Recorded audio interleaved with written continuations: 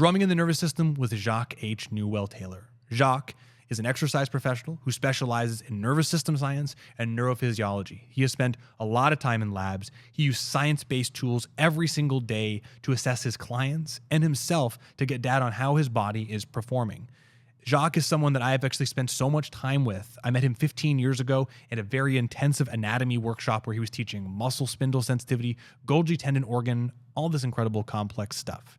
Since then, I've known Jaques as a mentor, both in science and in business. He's become a very dear friend. And in 2023, Jaques and I together as North American representatives got to go to Portugal to teach at an exercise conference. I was teaching about post-activation potentiation and marketing. Jaques was diving deep into everything he's going to be talking about in this episode.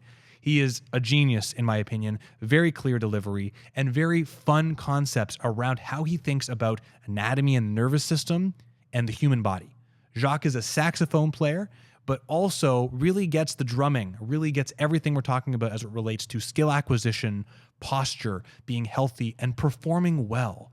I have to be honest, this is I've done a lot of podcasts between my business fitness podcast and this is by far one of my favorite podcast episodes I've ever recorded because you'll hear we get into so many different subjects talking about reflexes as it relates to drumming, how we learn, posture, really everything that you want to know as it relates to drumming in the nervous system, we dabbled into.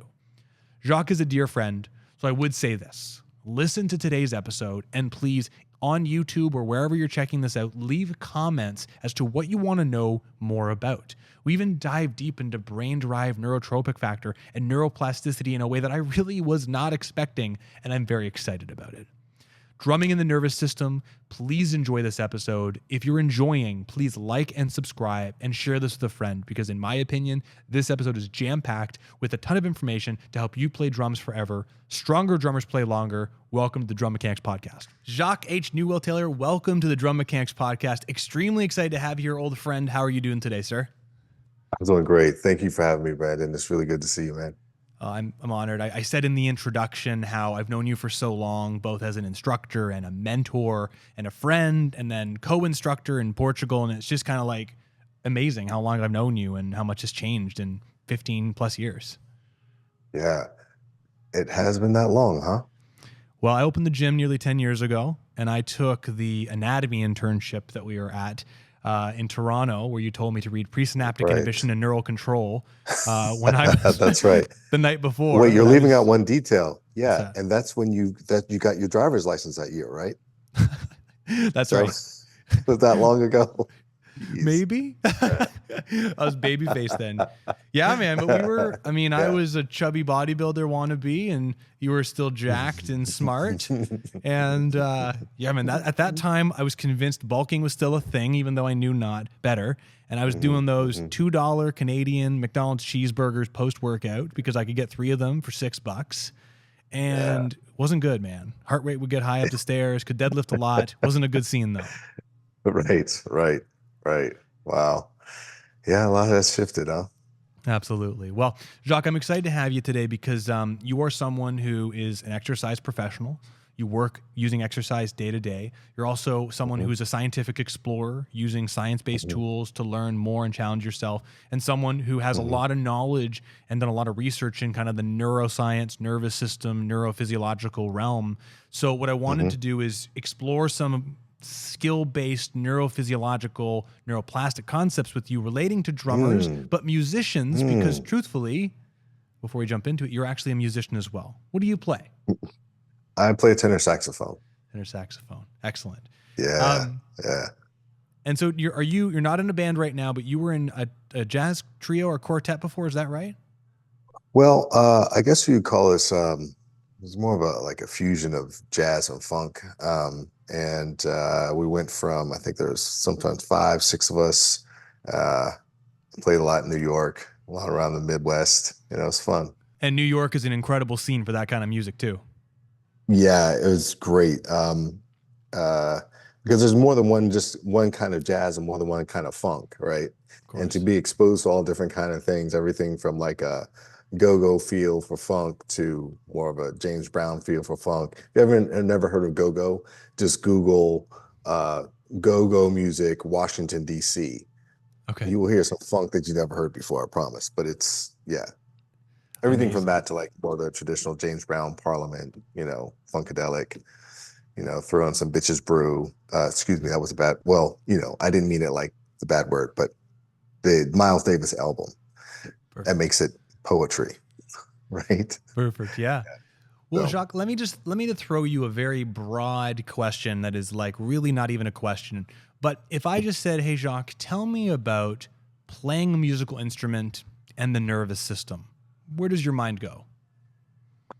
it goes to a couple of things. It goes to this idea that the nervous system can first differentiate very fine details if you give it the proper exposure. So, in other words, if you're a drummer or if you're a pianist or a um, wind player, you have to be able to skillfully use your digits, right? And so, if your brain for some reason didn't differentiate two of your fingers, that would be an impediment for a saxophonist.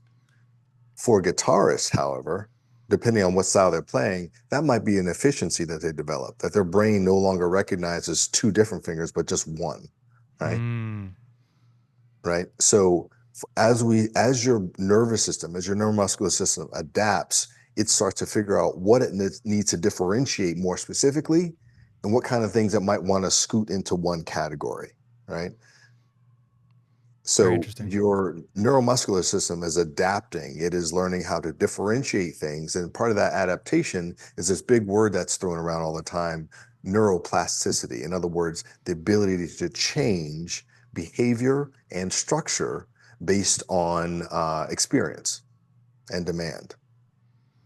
That's amazing. You brought up the finger thing, and I immediately, it's funny because I've been thinking a lot about neuroplasticity relating to musicians, and I hadn't thought about that.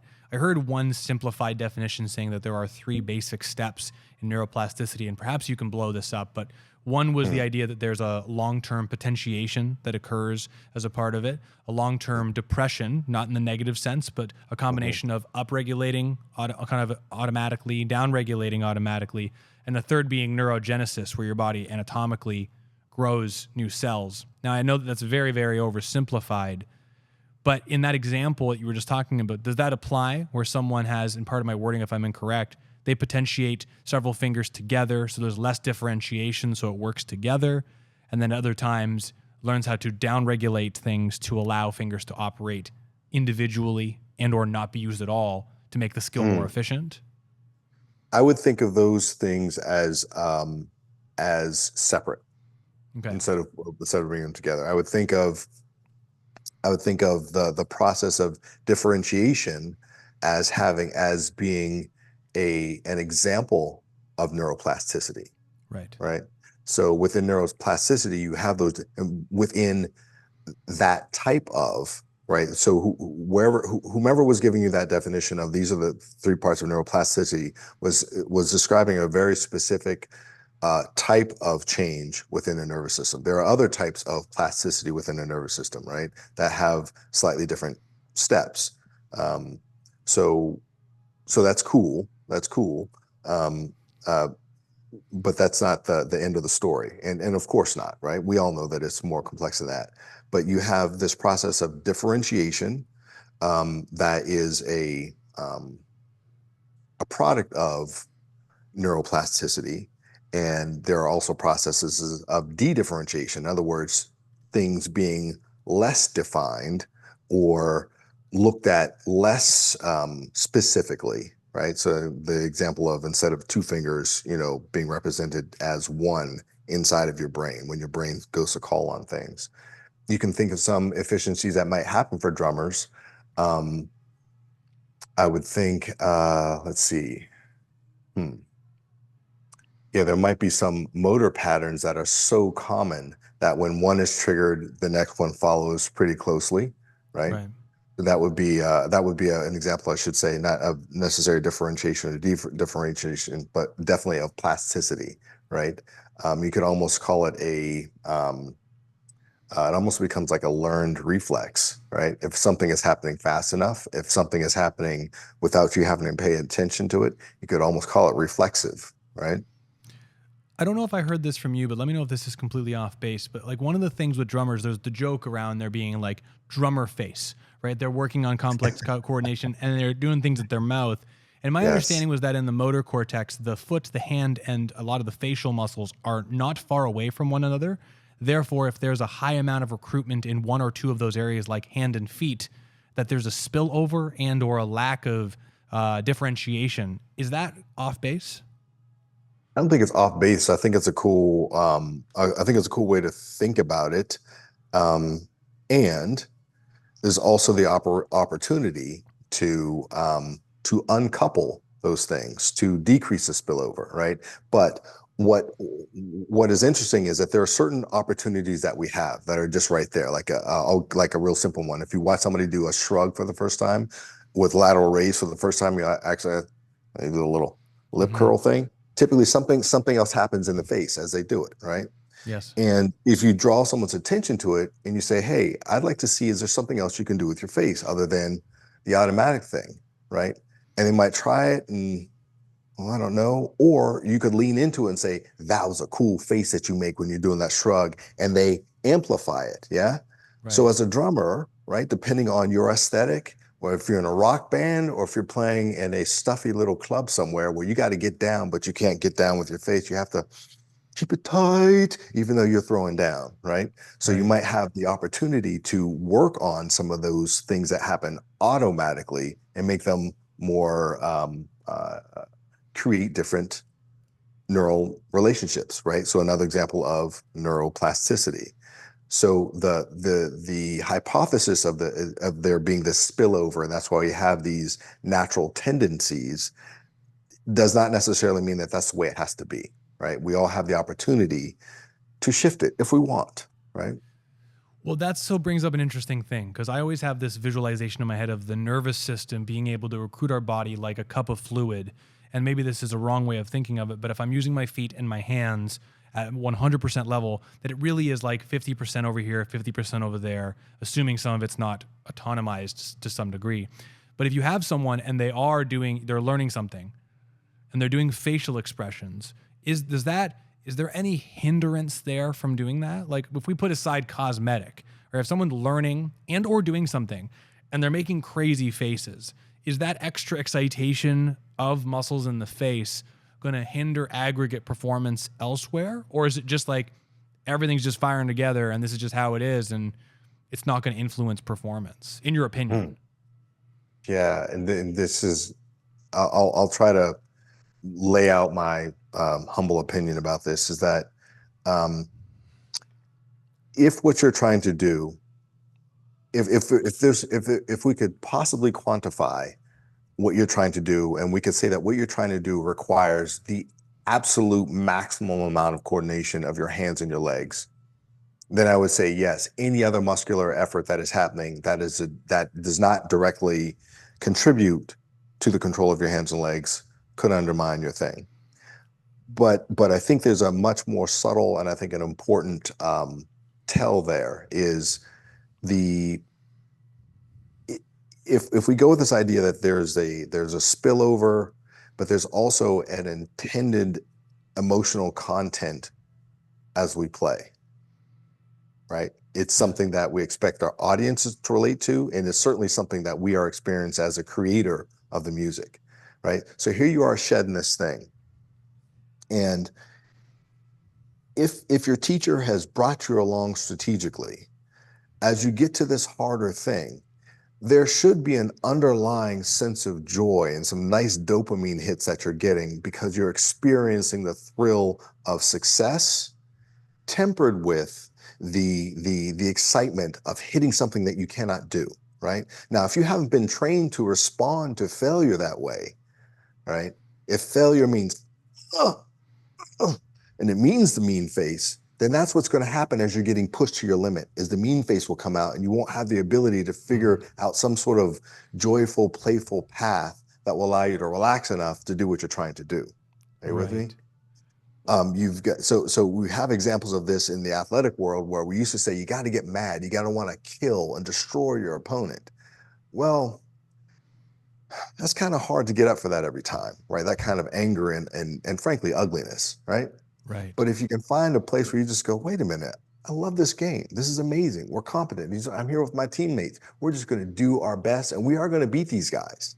Right? It's a very different way of managing the stress hormones that are associated with high performance. Are you with me?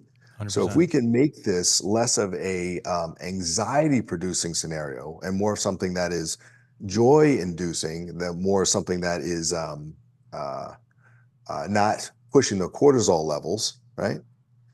Then we have a better chance of actually executing it. And then our continence will change as well. Very interesting. I have Yeah. a question about learning that I want to come to that this will come back to. The reason why I asked debate about the facial expression thing was actually more to be a leading question, because one of the really big conversation topics in musician world, from a combination of both academics and I would very politely say pseudoscience education, is the importance of posture. And I talk about it purely from a mechanical sense, like you and I have learned via Tom Purvis's resistance training specialist program and a few others, I would say, purely from the mechanical sense, in that if you displace forward, there's something called a moment arm torque change, and we have to respect the muscular tension side of it. But then there's a lot of conversations. I mean, there's kind of two ends. There's one that someone is feeling a high level of motion, right? They're feeling the music and they collapse down into this kyphotic, like collapsed posture. Like you see the Buddy Rich and a lot of the jazz guys, and you see people and they're making the stank face and they're collapsed down. And then the other side of it is that if you have the bad performance, bad posture, I'm sure you've heard this before, that creates stress and a down regulatory signal through your nervous system. It makes you less strong, less capable. There's a lot of different kind of synonyms and different worlds of thought around that if you're not in a good posture, your body will do less well, not just from a mechanical tension end, but an excitatory end. Your nervous system can't communicate the same way. I'm wondering, those are two different things. What are your thoughts on those? It feels like whatever truth in there has been stretched too far. Right. So if you and not only whatever truth in there has been stretched too far, but there are certain things that I'm like, show me. I want to say, show me that when I sit like this, I downregulate what I'm going to downregulate. Show me. Mm-hmm. Right. That's so there's that. And we do know that there are certain positions that we can put the human body in that produce anxiety. But I promise you that there's not a drummer or a guitarist on the planet, or a sitarist or a bassist on the planet that gets into those positions while they play. Right. So is it fair to say, from what you just said, that if a musician is in an extremely collapsed or extremely extended posture, while there will be an increase in mechanical tension through their system, and we can talk about muscles in a different context, in your opinion, it should not hinder their performance from a nervous system end in any way? No. Because I'm pretty sure that when somebody is grooving, right, and they're getting into that posture and they're down there, they probably get out of that posture probably well shy of 12 hours. I'm just guessing, right? Even if, like, I know that you got probably a lot of guys out there like to go to like Fish concerts where they might groove for 12 hours. I'm just kidding. But you know what I'm saying? Like, even people who are grooving for hours on hours, they're not down in this hole the whole time. Right. Even in your prime of your shedding, where you feel like you have to shed for 7 hours a day, right? You're not sitting over your kit like this. At some point you sit up. Now, I'm not denying that posture can influence how long you can play and can influence the longevity of your joints, how comfortable you are when you're playing. But the idea that posture is a singular position, there's one place that you must be, is I think it's a misnomer, right? What we've done is, instead of understanding the rules, we've created superstitions. Don't like this, otherwise everything goes bad. It's like, oh, okay. I won't step on any cracks either, Yeah. You know that one. Don't step on a crack, you'll break your mama's back. Yeah, I don't say that in Canada. Oh, we do say that in Canada. Yeah. So we don't like. So my point is, I'm not dismissing all the great advice about postures that can be helpful, because as young musicians, sometimes we do develop habits in our effort to get it right. We develop these habits where we are too tight, where we are mechanically really inefficient, and we do need some help with um, learning alternative positions or postures. But it Right. doesn't mean we need to be stuck there either, right? Right. Yeah, so it's the learning the mechanics of our instruments and of our bodies and the different ways that, okay, if I have to be here for the next 3 hours, I'm standing at a gig, then yeah, what's another way I can do this? I can get here and I can still do this. Oh, right. I can Right. lean back. I can do this. So one more, I have two more posture questions, but one I'm going to come back to and you'll Yep. see why. Uh, so I love all that. Thank you so much for dispelling that Mm, myth. I think that helps. And that'll be actually a fun social media soundbite, to be quite honest, because it's perfect. mm, mm. Um, However, I'm just curious. I thought I had when you were saying this is when I talked about the people feeling things and collapsing, right? It seems that to me, without getting too specific, when people have a high sensory experience on their body, that there's this collapsing thing that happens. And there's multiple phenomenons where you see that from stress to excitatory signals. And you see this, like it's common against with musicians, even artists to some degree, although you could bring up kind of some eye stuff with that sensory information. Is there any sort of reflexive phenomenon that we're experiencing a high level of something that collapsing is a thing that we do? I mean, that's a very Mm. broad sentence, but I'm just curious if that's a thing. Yeah, that's outside my wheelhouse. I don't know. Fair I enough. really don't know. Yeah, I don't know. I'm just trying to think of if at any point in my exploration of my very rudimentary exploration of common stress responses, if yeah, I think that I wouldn't feel comfortable really speaking to that, because everything that I've read has been very, like, for example, like if you're reading about responses to war, responses to sexual assault, responses to specific types of child abuse, uh, there are some postures that people adopt, but those are very specific to those situations. So I'd feel very sketchy about making a broad humans do this when they're under stress, Very fair. And I because it's not my appreciate wheelhouse. Yeah, for yeah, sure. I appreciate you staying in your lane with your yeah, science. So thank you for yeah. saying that. So it brings up a slight deviation and it's going to shift Mm. gears. And then I want to come back to posture, but it's not just my main thing. Skill acquisition. Ooh.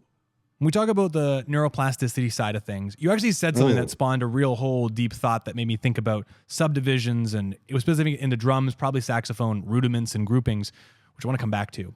But if someone wants to learn something new, a musical, let's say they're at a medium level competency on a musical instrument, and now they want to learn whatever that means, and they want to learn something new, a new scale, a new rudiment, a new series of patterns. They want to optimize the conditions internally to learn a skill.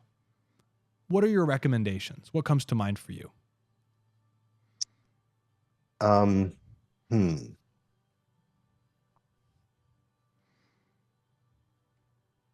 That you first, yeah, get clear on what you're trying to learn, and then come up with a strategy that you're going to use this time.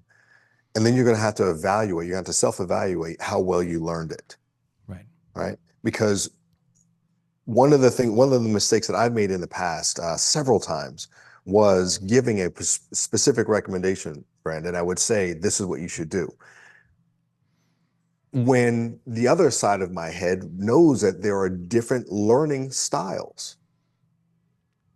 So the key thing is that as the individual learns, how do I learn best? Hmm. Do I learn best uh, by tapping something out first, or singing it and not moving my hands, or looking at it and marking it with a pencil, grouping things? What are the mechanics, literally the mechanics of my learning? And you just have to try one to kind of go, that didn't take long and that was awesome. I enjoyed that. Versus I stood there with the thing and I kept doing it over and over and over again. It didn't stick. And I swear to God, I was staring at it for 5 hours straight. Right. Right. So the key thing is trying things like I wish we had something specific, and then we could like workshop the different strategies that you could try, and then you could work out the different permutations. So the strategies for learning revolve around revolve around slow practice, right? Another one is get to the end. In other words, you know where something starts, you know where it ends. You're not going to stop until you get to the end. Other people with a slow practice means I'm going to make sure that I don't get to the end unless I go through all the steps. That's more of my thing. I can't do the gloss over. I want every single, and I'm going to question even the parts in between the steps, which gets me in trouble sometimes, right? Whereas other people they were like, okay, let's start it, and I flubbed that part, but we're going to, and I got to the end. Okay, let's do that again, and they catch little bits each time they go through, right? Right. Those are two different ways of looking at as I'm thinking about music and learning chunks of things. I'm thinking of another example with like if you're an intermediate player of an instrument. I don't know what this is like with a drummer, but with other instruments, you're working on your tone. You finally realize that you've been playing scales, but you've sounded like a bird, right? Right. And so you want to work on your tone. And so the first thing that we do there is we relax about the idea of sounding good, and we learn about overtones and making them. And then when you learn how to make an overtone, you learn how to shape the sound, right? Right. So it's a process of getting ugly, right? Don't worry that everybody out there goes, "Oh my God, what was that?" It's okay, Right. right? Give me 20 minutes, and the next notes are going to sound nice. Drummers have a thing like that. Instead of tone, it's dynamics. So if you learn like a 6-stroke roll where you go right, left, right, left, right, you can play it very mechanically, and it can be just sound like one dynamic. Right. Or you can play notes quieter to accent different notes, so that way you have these different depths to it. And although it's the exact same word, it's like me saying hello, hello, hello, and just adding different dynamics to it to make it feel like different things, which I'm sure is the closest I could relate to it. But ultimately, there's a fundamental skill acquisition of practicing it slow, becoming familiar with it, getting to the end, and then kind of like a reverse deconstructing of it to try and take it a bit further and feel some friction and adversity through that process. Yes. And the other, tell me if this is right too, is that like you've got a ride cymbal, and there's many different places you could hit it, right? You could strike it. And you want to find the spot that you want to strike it when you're doing whatever. Same thing with your sock cymbal. How do you want to hit that every time or sometime? Same thing with your snare. So it's in some ways not being afraid for it to be a little ugly, so you can discern or even correct for when you hit the wrong spot, right? Yeah. The thing I find, obviously I love drums, given the podcast and everything I talk about. But I find it fascinating because if I have 4 instruments on the go, I've got my left foot keeping quarter note time, my right foot playing the kick drum, playing my right hand and left hander going back and forth. And it's not only like the coordination of it, but then it's the dynamics and where, like you said, where I'm hitting. Like, am I hitting the middle of the snare drum? Am I hitting the side of the snare drum? Am I doing a rim shot? Am I hitting the bow of the cymbal, the middle of the cymbal, the bell? Am I accenting? And the thing that still always blows my mind, getting nerdy for a second, is the real interpretation of physics quickly with both visual, auditory, and kinesthetic experience and making something beautiful out of it. Like, it still blows my mind. Yes. I think you and I are both at competent levels. I see pros and I'm like, what the Frank? Like, how did you even experience that? Like, what did that feel like to you? It's just crazy. Yes. And Brandon, really what drummers do, it's amazing. What you just said, I'm like, okay, hold on. What drummers have to do more than any other instrumentalist is you have to have things that are literally operating at a reflexive level, right? Yeah. Because you're not thinking about them. You might have your feet going at a reflexive level, and all the stuff that you want to think and process is happening in your hands. And then 8 bars later, you do the opposite. Yeah. Right. You let this become like this kind of reflexive thing, and then you're doing some tricky stuff down with, with one of your feet, one of the 2 feet. That is some next level stuff. So in terms of the I'm going to call it the rate of moving things around, different permutations, drummers are doing some really complex, phenomenal stuff. I mean, it is it's really some high level neuroplasticity stuff. Now, and I would love to see if we could make a case for this, that if I was going to have an intensive drum class where I was going to learn some new beats, right? Let's say I'd felt pretty competent with some stuff, but I decided I wanted to get into some tablas, some Asian kind of Sufi stuff, right? Where the rhythms are very, very different, right? What I might want to do is I might want to get on my heart rate monitor, and I'd want to get into some, let's see, I want to definitely do some zone 2, but I might want, yeah, but I'd actually want to, yeah, I definitely want to push it into some zone 3 stuff, right? And I might even want to have some intervals where I'm actually, if you had some way of detecting this, I want to make sure that I am challenging my muscles' ability to have enough oxygen in there. I'd want to see the supply of oxygen in the working muscles start to go down to a certain point where my body's going, holy crap, I don't know if we can do this much longer. I want to have some intervals like that. And then when I get done with that workout, take me maybe 20, 25 minutes, something like that. I would have a little food, and then I go down to my tablet class.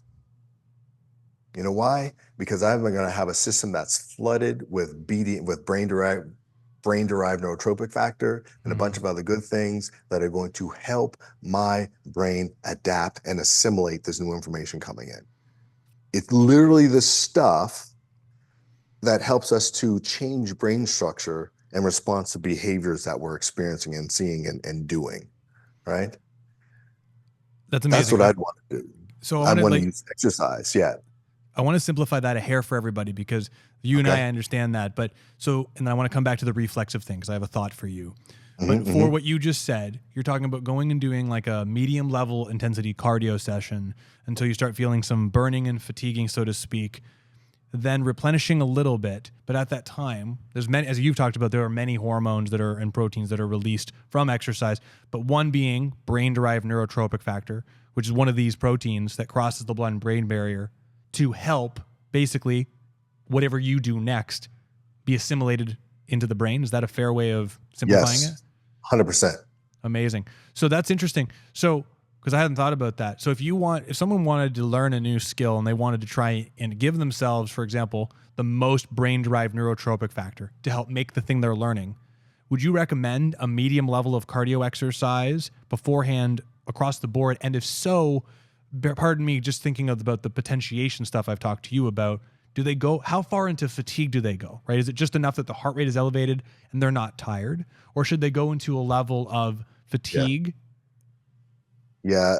This is where it's really hard to say, because it depends on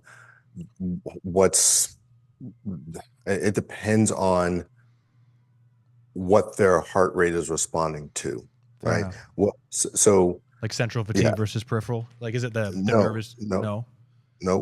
It's a more subtle thing that's happening in the muscle, right?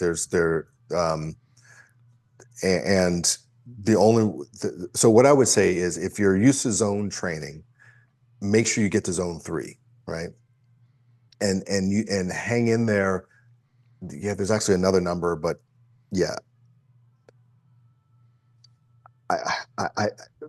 Okay, let me just back up. It's been reported for decades in the literature that exercise of an intensity that where your muscles are kind of going, hey, look, we're running out of oxygen in here, that induces the production of brain-derived neurotropic factor and a few other of these hormones that the muscles can produce, right? 2 other ones, as a matter of fact, are directly produced because of that condition. And for a couple of decades that I've been talking about this, I'd always have a colleague raise his hand and go, Greg Mack would go, Jacques, what intensity are you talking about? I'd be like, I don't know, dude. It's just, I don't know.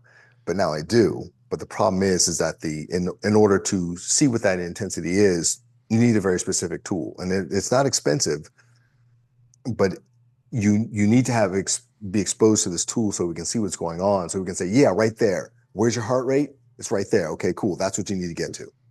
Amazing. Right? Well, this gives you and I a reason to get together in person with some nerdy Oh, tools and some drums and play this game.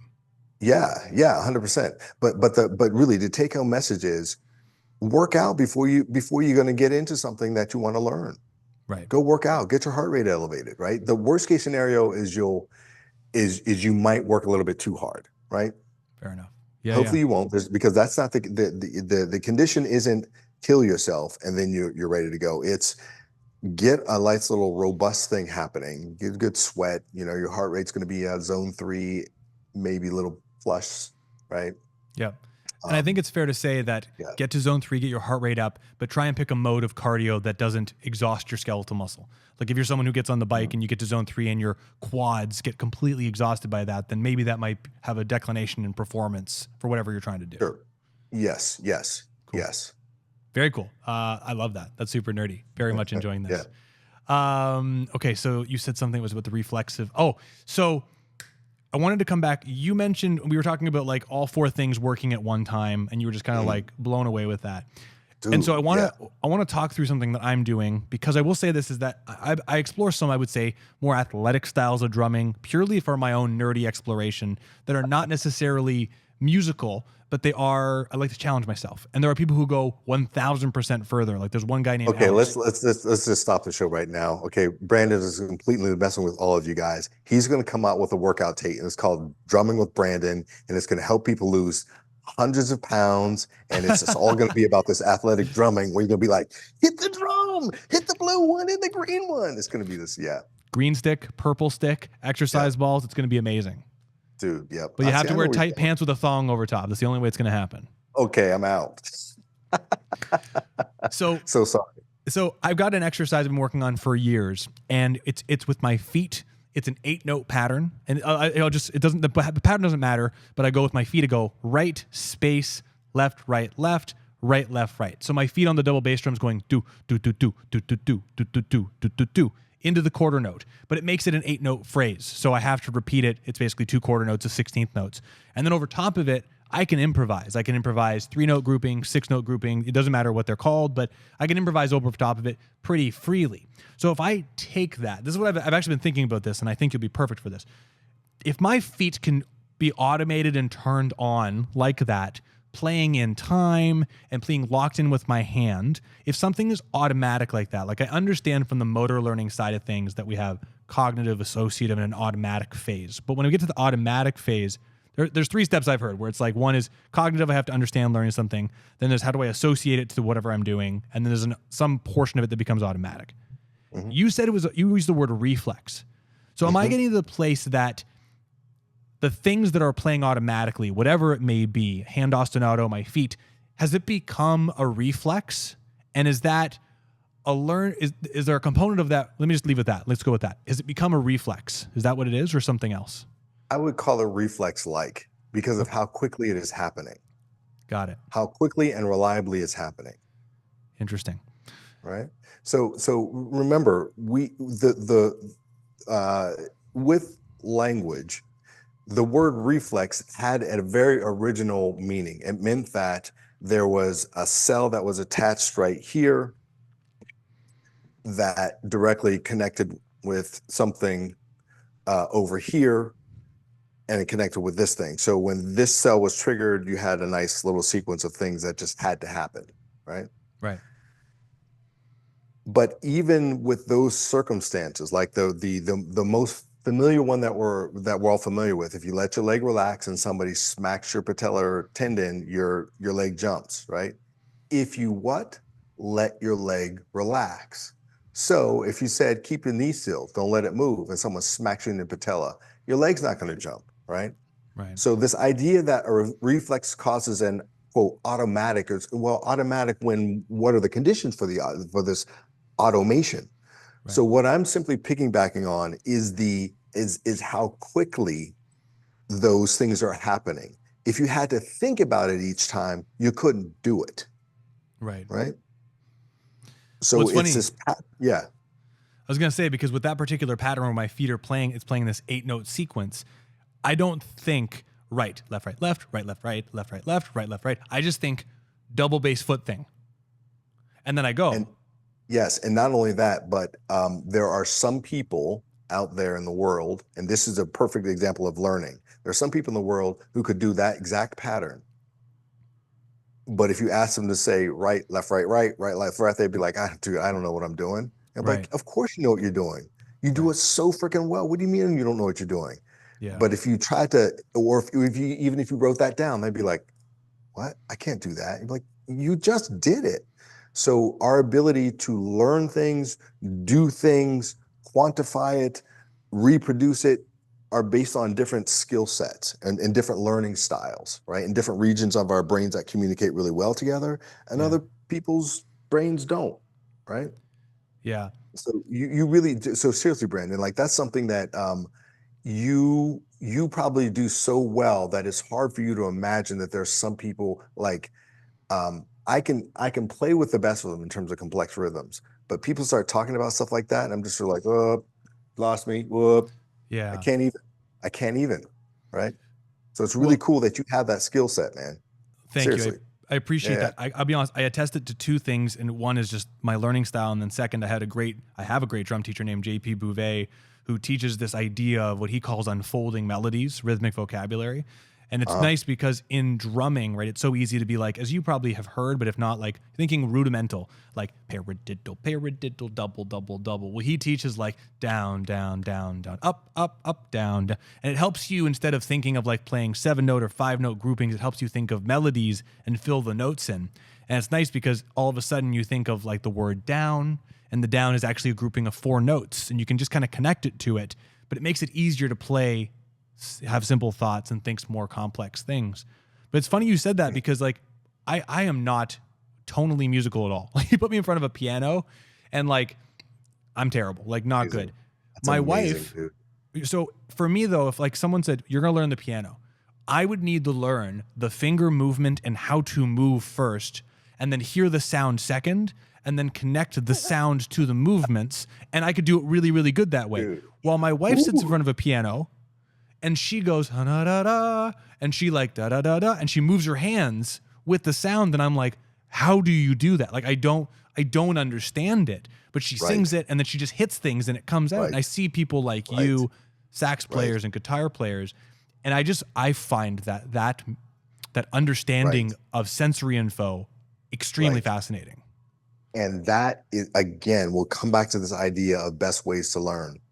You feel it now. Like, so anybody who you interview who says, well, here's how you learn something. You're like, okay, all right, here's how you learn something.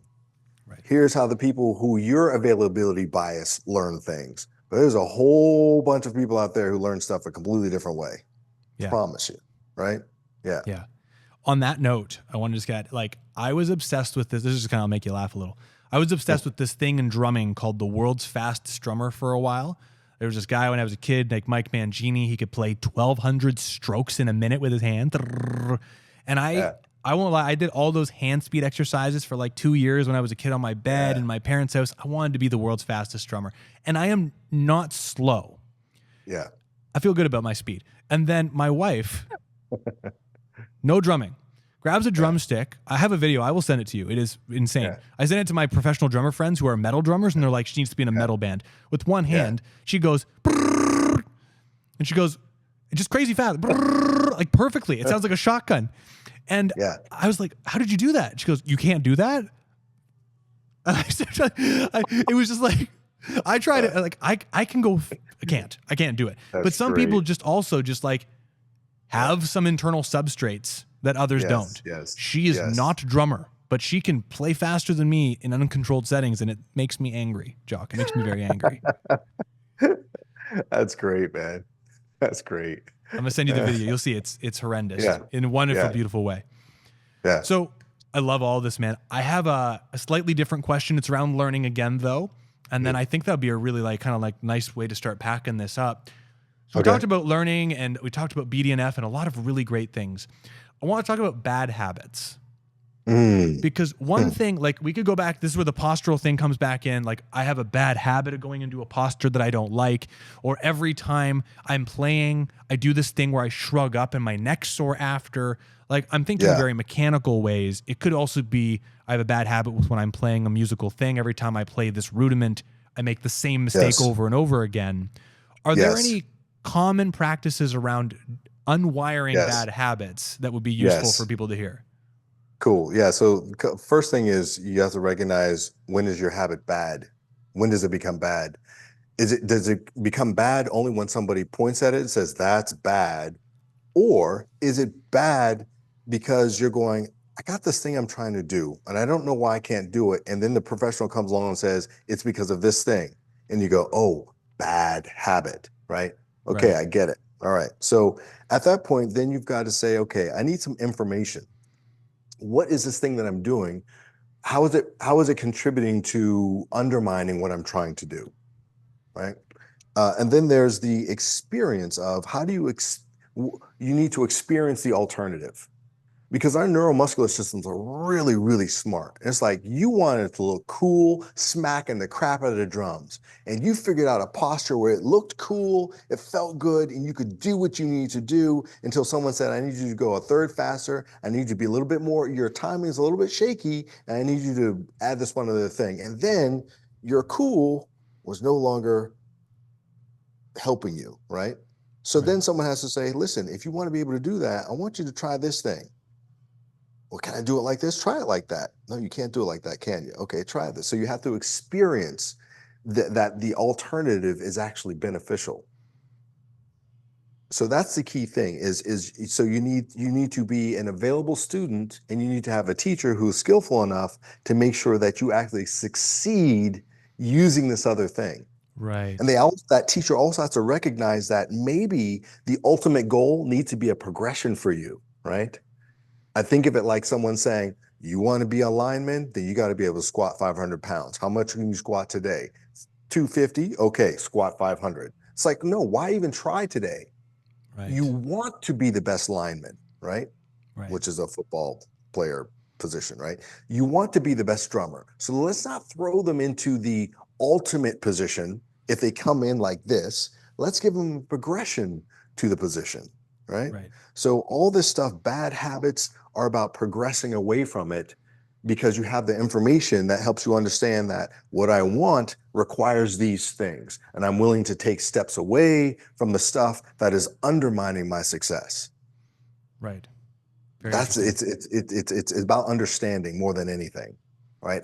You only maintain bad habits when you're like, dude, I can still do it and I still feel good, and I don't care how I feel in 10 years, because right now the ladies love me, right? And the Right. fellas love me, and the dogs love me, whatever is your thing. Jazz cat dogs. Jazz cat dogs. Mm, Yeah, no, that's an interesting one because I mean, I think of it when I think of bad habits, I think of it in two specific ways within music. One, the thing you're mm, doing is causing harm to your body. Like, I hmm. don't like how this feels. It's hurting me. It's causing repetitive Right, strain, something like that. Or right. musically, the sounds I want to come out are not coming out consistently. Like when I play this 16th note pattern at 110 BPM, I'm good. When I get to 130, it flams or doesn't sound good. Um, Yes. I think those are the two contexts that come to mind for me. So the positivity, that's a great thing. Is there, like, let's say, hypothetically speaking, someone like me has been doing the exact same bad habit mechanically, where I make the wrong sound with my left hand doing a two note pattern, whatever, for say 10, 15 years. And I start now trying to like clean it up. Is there a Mhm. time frame ballpark or a way of approaching it, in your opinion, that would be the best way to make sure I don't go back to that bad habit Yeah, quickly? absolutely. Yeah. So what we do is based on context a lot, right?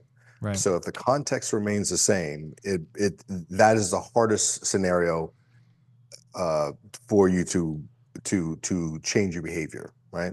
So if you can do something like saying, okay, if I constantly do this thing on this snare, let's go over to the drum pad, right? Let's take it. So we're going to change the context first. And then You want to see if you can create a novel scenario where your brain is not anticipating the obstacle.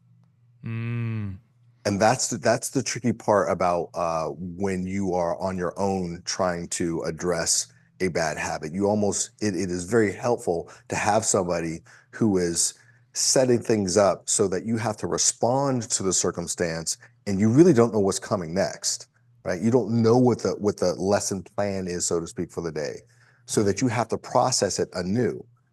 Right. So they talk about things called a novel stimulus, a novel stimuli. Anytime you give someone a novel stimuli that doesn't allow you to draw on your current frames of reference, then you really get a chance to see what you have to work with. So novel stimuli. So Right. let's say like I'm really good at doing X, Y, and Z thing, and then I'm going into a new studio with new people and a brand new experience. Would that be like a novel stimuli because I'm in a totally new environment? Is that an example? It, that is an example of a type of novel stimuli. But if it's about the drum kit, then you're going to need to do something different about the kit too. I Right. gotcha. And you might and if you have your routine, you might need your assistant or friend to do something intentionally to absolutely disrupt your routine. So you're almost forced to sit down and go, as opposed to your time where you get to meditate, have your little special juice and whatever, listen to your music, something where you don't get to have your usual context. Right. So that's Very one way to interesting. do it. But the other one is, as an instructor, kind of go, okay, we usually set this person up to work on these drills like this. Let's see if we can approach it a different way, right? Uh, I'm trying to think of something that I had to work on. Just looking over. Yeah, I think my client might be sitting out there right now. No problem. Well, listen, Yeah, he's Jacques, sitting out there. to be Yeah. honest, I have to say, we'll put a pin in this. I just want to say this is actually one of my favorite discussions I've ever had with you because Oh, we've talked about so many different things in our friendship and time together. And I've heard you yeah, talk, yeah. but this was just so much fun because I think that for both of us as musicians, got to kind of like connect a bunch of our ideas together. And your wisdom and as always, your delivery is just exceptional. So I want to Oh, thank you for your time, man.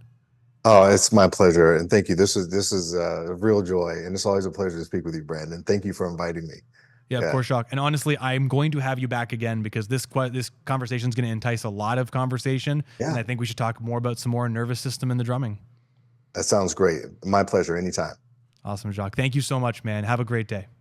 You bet. You too.